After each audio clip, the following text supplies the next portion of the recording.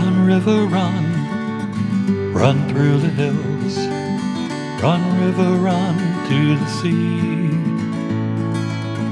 Run, river, run to your place beneath the sun.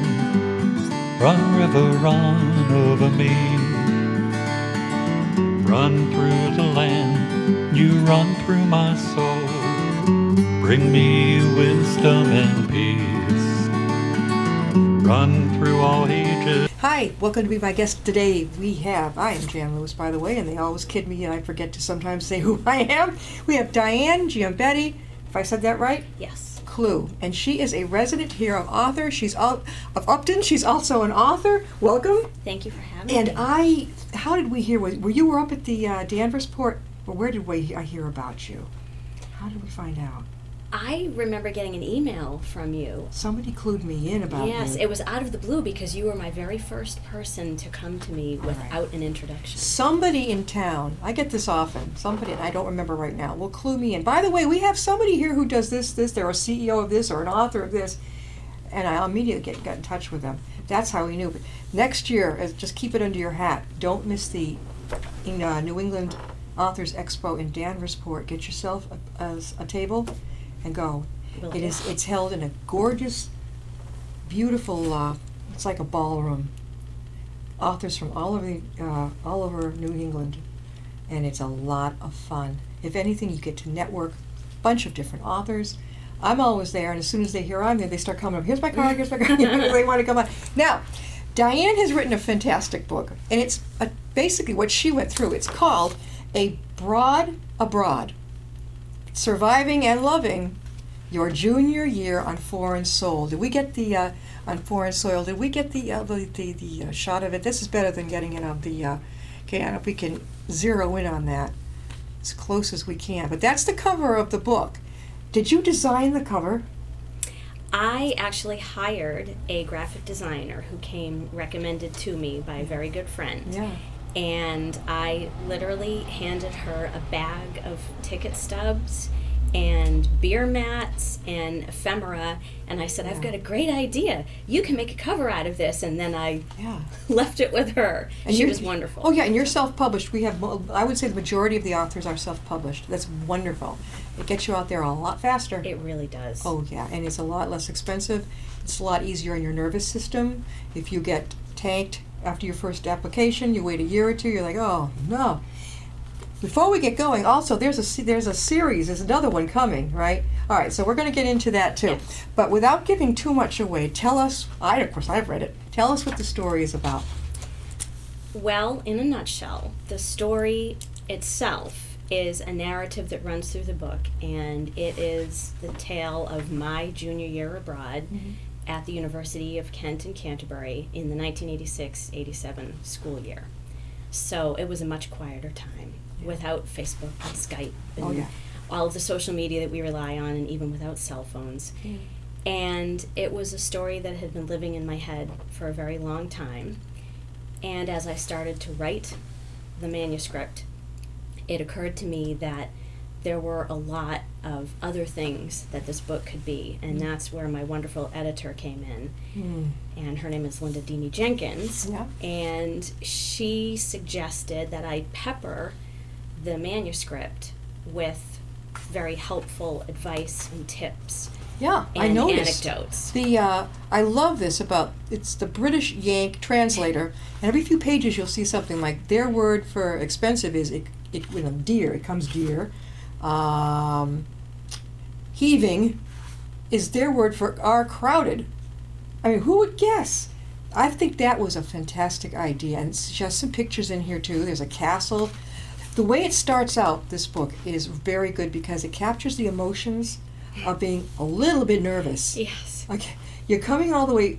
What town did you grow up in? So I grew up in Ashland, Massachusetts, only about 15 minutes from here, and it was really the first time I had been away from home for a long period like that. I had gone to England as a 15-year-old for 4 weeks and stayed with a pen pal, but that had a closed return date. This was say goodbye to everyone in October, and I did not have a round-trip ticket. No, and when you got off, I mean, then I could, through the pages, I could just, I was there. It was like when I went to college, I chose one way too far away. I was physically ill. I was so homesick. Oh. So I was admiring the fact that at least you didn't get extremely homesick. Your guide there, the first guy that you met, Colin? Was it Colin? Yes. He sounds like he was a really nice guy.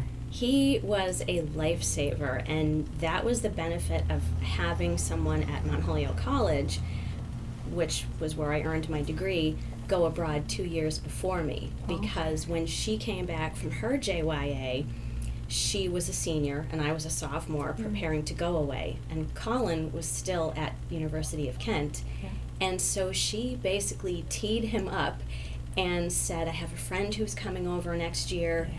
Can you please take her? He was prepared. He knew, and that's a good thing. Did you know that he was prepared? I didn't know he was that prepared. Yeah. I figured he would introduce me to a few people and take me to a pub and just make sure I got off and running. But he thought of everything, Yeah. especially in those first couple of weeks where you're just shell-shocked and jet-lagged and overwhelmed. The whole thing. And the food, you had to get used to where the food, it was served a little differently in the cafeteria, to say the least. Yes. So at Mount Holyoke College, we were so very spoiled. Yeah. The dorms are like palaces. The food was wonderful. This was pretty Spartan, what you're describing about in England. It was in the UK. really Spartan. Yeah. And that's not to say anything against the university. It was much bigger. Mm-hmm. It is much bigger than Mount Holyoke. And the food was very institutional. Oh. And it was an education in itself. It was delicious. I put on more than the dreaded freshman 10. Yeah. That's how much I remember going to enjoyed it. college and running into that a little bit too. The thing is, the room you described that you were assigned to was, I would call it depressing. Yeah. So you had to really liven that up. I really did, and that's where Colin was so helpful. He said, right, the first thing we need to do is get you a map Yeah. of the U.S., because everyone will walk in, especially if they're British, and say, that's where my hometown is. Yeah. And it's a really easy way to start a conversation. And he took me right down to the high street in the beginning to get some posters. And yeah, nothing is quite as depressing as walking into an empty dorm room. Wasn't it? The walls were they, what do you call it, cement? Or, yeah, that feels like a jail cell. Yeah, Ooh. they were basically painted cinder blocks. Yeah. The British call them breeze blocks. Breeze blocks? And they really needed jazzing up. Yeah, yeah. But on the upside, all of the students over there get singles. I noticed that. I always had to have a roommate in college. Yes. So there was no adjusting to roommates and Yeah. worrying if you're a night owl, you're getting someone who's an early riser. Yeah. So that was fantastic. You like what? Now you were in your junior year. Yes. At Mount Holyoke College. Mount Holyoke. Why was it the junior year and not earlier? Well, their program was a junior year abroad Okay. program, and they really want you to get settled in, be well on the way to declaring your major. In fact, I had to declare my major before I left Mount Holyoke, Mhm. so that everything was settled in preparation for me coming home. And they really discourage you Mhm. from going abroad your senior year Mhm. for the very reason that you're really trying to tie up everything and get ready for graduation. Yeah, definitely. And I thought about whether I wanted to do one semester abroad junior year Mm. or do the whole thing. And I thought it's going to be a lot better, and I think it will result in forming friendships Right. if I stay for an entire year. I've got to hand it to you. No, okay. So you're moving along. You went in. You adjusted to your room. You took care of that. Tell us about how. Tell the viewers. I know, but how it happened with your studies and all the rest of some little other things that were happening along the way. Oh, well, let's see. Anyone who knows me knows that I'm a huge procrastinator. And I'm very disciplined with my studies, but it was really liberating to be in a JYA format Yeah. where I didn't have to worry about the academic stress and make that first and foremost. Right. So I really set to work exploring Canterbury, going on day trips, outside of Canterbury, namely London, Yeah. going on weekend trips. And one of the things that we as the American students quickly learned was that you can go to, say, France or Belgium the way we say, I'm going to drive up to Vermont this Yeah. weekend. Yeah. So instead of going to a different state, you go to a different country. So I quickly found that my social life got a lot bigger Yeah. because there were so many interesting and fun things to do. Mm-hmm. And it was nice to have that be a bit of a change. What was your major at Mount Holyoke? I was a double major, English and French Lit. Now, do you speak French? I do. I was fluent at the time that I went abroad. Right. I've gotten a little bit rusty, but it was fabulous to be that close to France. Yeah, I mean, I've studied, years of French in school. You had to either choose Spanish or French. Mhm. I think because I have some French in my family, that looks like fun. But now I'm doing an ESL tutoring of a lady from Haiti who speaks French. Oh, And but she's doing very well with the English language. I mean, a lot of it's pronunciation right. and learning to read, actually. But okay, so you got out of Mount Holyoke. You'd had your whole term there over in. What was the most fun you think you had on that trip over there? Oh gosh, there were so many experiences that I had over there. The most fun, I think, was one of the very first things we did. We quickly became friends with a group of English students, Sure. and I had 3 or 4 American friends, and the Americans decided as a thank you at Thanksgiving Yeah. to cook our English friends a proper American Thanksgiving dinner. Yeah. And it was the first time my friends and I had done anything like that. Yeah. You had to remember I was 20, came from a very traditional Italian household, and my mom did all the cooking. Yeah. So this was a hoot. We went grocery shopping, we planned the dinner, and we did a typical Thanksgiving experience for our English friends. What was their reaction? They loved it. Yeah. They couldn't believe how much food there was. Stuffing and all this Oh, stuff? we did it, soup to nuts, you Yeah. name it. We had a punch bowl with drinks. We had appetizers. We had every veggie you could think of. We had desserts. That cost some money, though. You kids had to really get together. It did. It Yeah. did. We were lucky. There were 4 of us Americans who did it, and there were probably another 5 or 6 of my English friends. And everyone was kind enough to pony up a little bit of money to help defray the costs because we were impoverished students. Well, yeah, definitely.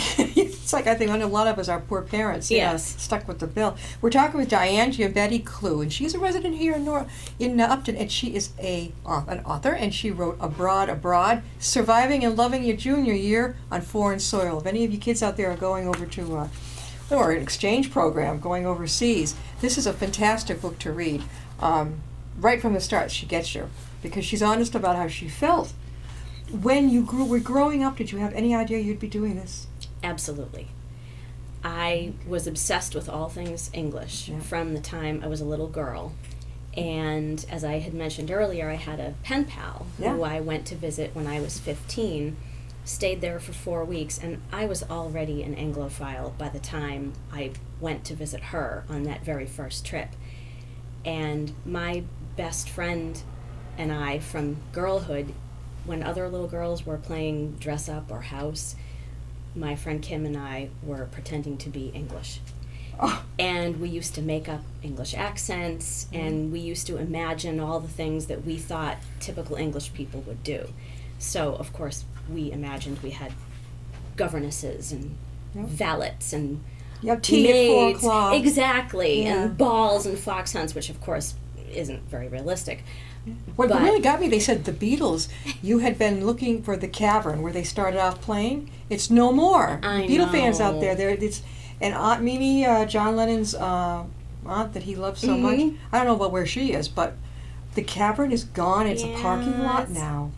Yes, Were you really amazed about that? It was funny because Colin, my friend who was my first English friend who sort of took me under his wing, He actually grew up in Liverpool. Did he know any of the Beatles? Or? No. Completely different neighborhood, but he was the one who burst my bubble about, he said, you do understand the Cavern Club's a car park now. And all of us went, oh. What about Princess Diana? Did you learn anything about her over there? Were there any special books out there? We were just fortunate enough to have the experience that this was 86, 87, so... She got married, I think she got married in 86. I think so. Yeah, it was... Or 83 or 2. I think it was 82, 83, Yeah. 84, somewhere around there. Yeah. But, of course, Princess Di mania was at its height back then. Yeah. So it was wonderful to be able to just go into London and be there and see the palaces and... The changing of the guards. The changing of the guards. And we were actually lucky enough at University of Kent at Canterbury in the spring, I believe it was the early spring or the late winter, the Queen herself came out to inaugurate the new computing center on campus. Yeah. And so... Boy, that was a trip. For the Americans... Did you get to shake her hand at all? No. We weren't allowed anywhere near her as far as that kind of proximity. Yeah. But there was also a visit from another member of the royal family at Canterbury Cathedral that year. So for starstruck Americans like us, that was unbelievable. I would imagine Canterbury Cathedral would be a great place to get married. Is it? It's regal. It's magnificent. If there's one thing I could say about having written the book, I truly felt that the cathedral was almost like a living, breathing person. Yeah. And I spent as much time in the cathedral as I could on my JYA. Sometimes I would just go in there and just sit and be quiet. Yeah. Other times I'd go to choral evensong. I went on so many tours. I think that the volunteers practically knew me by name. Yeah. And it's just magnificent. How can people reach you, Diane? How can they reach you if they were interested in your book or having you come to a presentation? Well, if you'd like to reach me, you can visit my website, and it's www.abroadabroadjya.com. And I'm available for speaking engagements at colleges and universities, and also appearances at book clubs. Yeah, I think that's... You know something, too? High school seniors... We're heading that way, who may be a little, I don't know, I might want to do that when I get into college in a couple of years. So that's not a bad idea, too. Now, you appeared at Tatnuck recently. I did. Was that your first main appearance? It was. It was the U.S. book launch, and Tatnuck was phenomenal. They are wonderful authors. They, having never done this before, I had nothing to compare it to. Yeah. I had no expectations, and we ended up having upwards of 90 people. And you were in the back room? In the event room. I thought you were just sitting in the display out front. No, I was one of their featured people in their event room. So you did a presentation there. I did a I had my editor, Linda introduced me, my designer, Holly Mason was there, and upwards of 90 of my friends and family, coworkers. That's I even had some clients come out. It's a good room. I've spoken there. Yeah, it's wonderful. So there were no seats left. People were spilled out into the actual storefront. Near the children's area. Yes. Yeah, I know that area. And at the end of the night, I said, "Oh, so how did I do? Was it a good event?" Oh. And the manager said, "Yeah, it was probably our most successful event in terms of attendance and books sold." I have never heard of an author having that kind of attendance. Yeah. And I hear of a lot of them. Again, this is called Abroad, Surviving and Loving Your Junior Year on Foreign Soil. And this book, it's worth reading. It really is. Right from the start, she gets you. And the culture shock of going from here to any country is going to get you. But being with jet lag, what were you, being a girl, what about the fashions there? Did you find that hard to get used to, or was it pretty much like ours? I loved it. It was completely different. Really? Which I absolutely loved. Yeah. So, for example, all of the American girls arrived. If you were preppy back then, you had the little clown collar shirts with the puffed sleeves and the little button plackets down the front, and we could be spotted 1.5 miles away. Yeah. The blue jeans that the boys wore back then were let's just say, very snug. And Yeah. all the Americans arrived with their boxy, blousy, loose jeans. Yeah. So the fashions were completely different. Huh. And the Americans, I think we went home with twice as much clothing as we arrived with. Shopping because was good? Shopping was What very about good. prices? Prices, it was funny. For the first month and a half, all of us who were Americans would go down to the high street in Canterbury and do shopping, and we'd be doing the conversions in our head, and Yeah. we'd say, okay, a pound, that's about $1.50, and we would just keep converting the prices.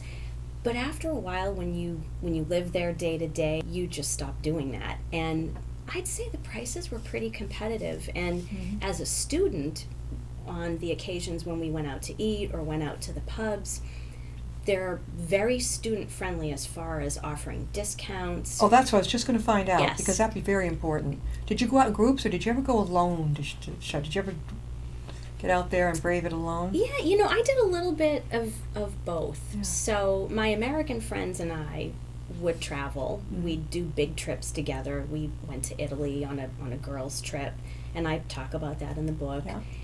But there were times where I felt like going to see something, and none of my American friends were interested. So I grabbed my Let's Go, which was the original student budget traveling guide, Yeah.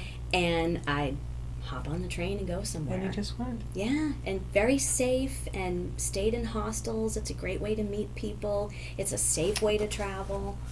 There are. No, she even has a section, no before you go. When coffee is not coffee? What's that all about? Well, so this is where the saying, we have the same language but not really, Yeah. comes about. Same tribe, different dialect. Yes, very Yeah. different dialect. Yeah. So I was warned by the same friend from Mount Holyoke who had studied at University of Kent before I did, and she said, I just need to tell you something. Yeah. If a guy invites you back to his room for tea, that's okay, you can go ahead. But if he invites you back for coffee, and she sort of giggled and she said, it's not coffee.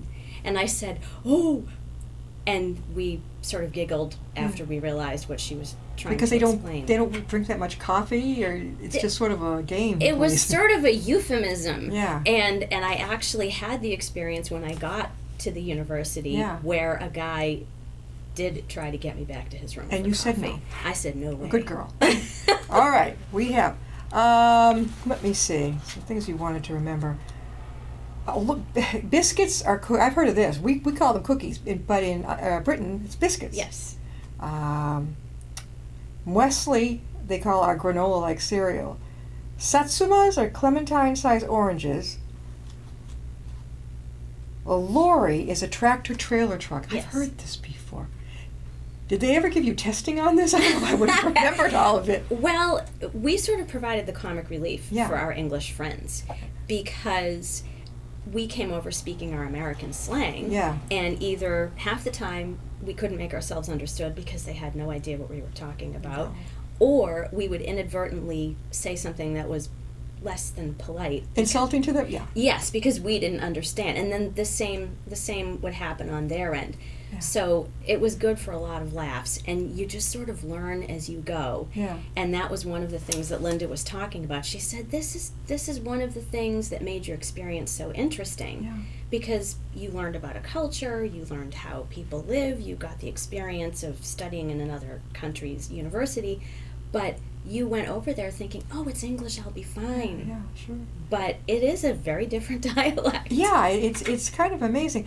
The John Hearn, the president of the board of the University of Kent in America, quoting him, a fantastic resource for any traveling student, and everything else besides. Abroad. How did you think of that? I mean, I love the way it just flows.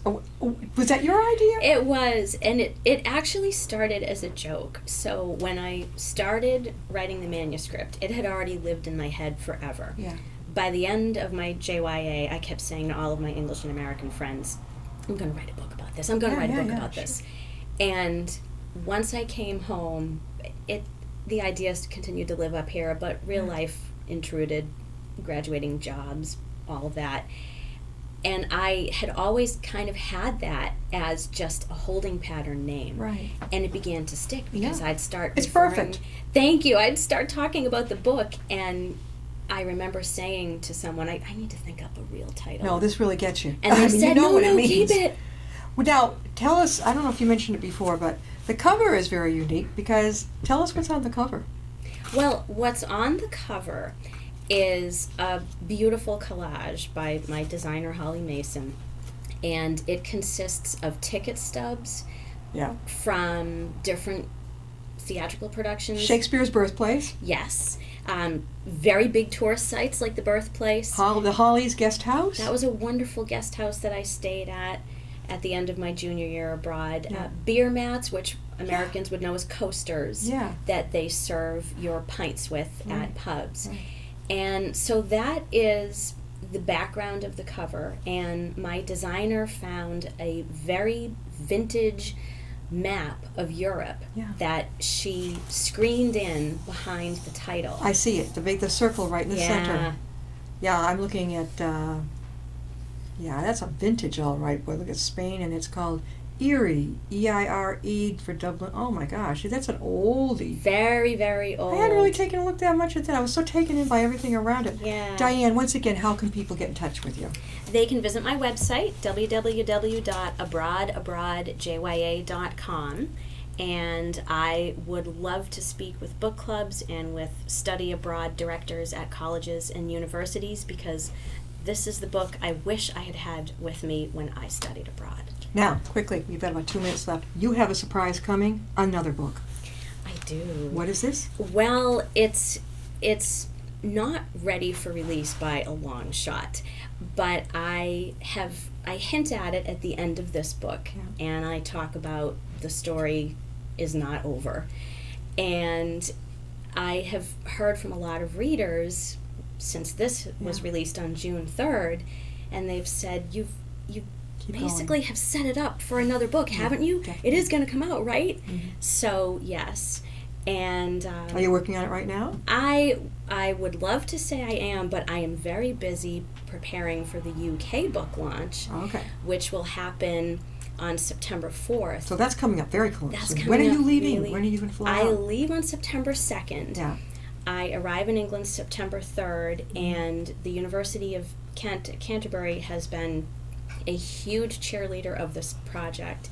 And Yeah, this is exciting. Are you going to take your husband and your son with you? well, my parents and my two sisters will be coming out with us. Oh, okay. Well, your son will And be in school. Yeah, I He'll got be it, in yeah. school, yes. Yeah. So someone has to stay behind and man the fort. Yeah. But the exciting thing that's occupying my time with the book right now, instead of writing the sequel, is I have been invited at the university's request to read excerpts from the book Good. at Canterbury Cathedral at an event that commemorates the university's 50th anniversary. So there'll be students there who are now, it's their turn, and they're going to hear you, and they're going to relate to what you're reading. That's going to be great. Get it Yes. filmed. I will. See if you can get somebody to, one of your relatives, get that thing filled. Yeah, we've already got somebody on that. So, so you've got a new book coming, maybe, what, in a year? Oh gosh. Come on. I think it will be around a year. All right. Everyone laughs because this thing took so long to birth. Yeah. And anything faster than how long it took to write this will be an improvement. So yes. Okay. How long did it take you to do this? The writing of the manuscript itself was 30 days. I participated in Okay. National Novel Writing All Month. right. I don't know if you've ever heard of Yeah, that. I have. That's good. 30 days. So I cranked that out Yeah. in 30 days, and of course there was a lot of tweaking after that Sure. and editing. Yeah.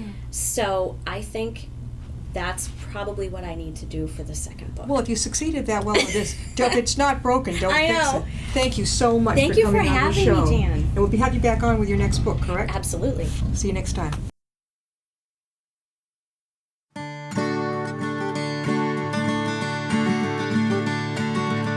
Run, river, run, run through the hills. Run, river, run to the sea. Run, river, run to your place beneath the sun. Run, river.